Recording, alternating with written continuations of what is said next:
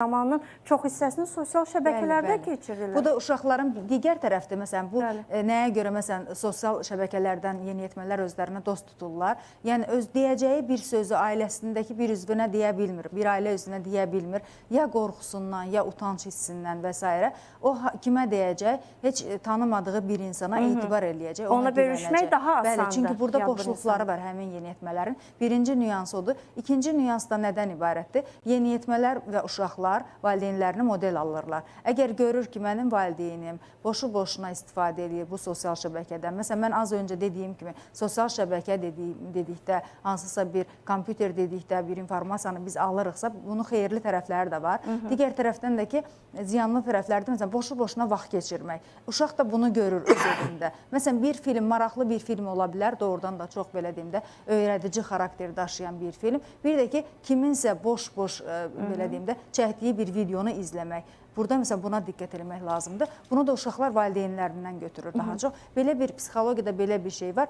imprinting mexanizmi. Deyir ki, məsələn, ördək balaları ilk öncə anadan doğulanda, yumurtadan çıxanda hərəkət edən nə görsələr fərqi yoxdur. Ana onları sayırlar və bu onlarda imprinting gedir də. Onlar çap eləyirlər öz şuuraltılarına.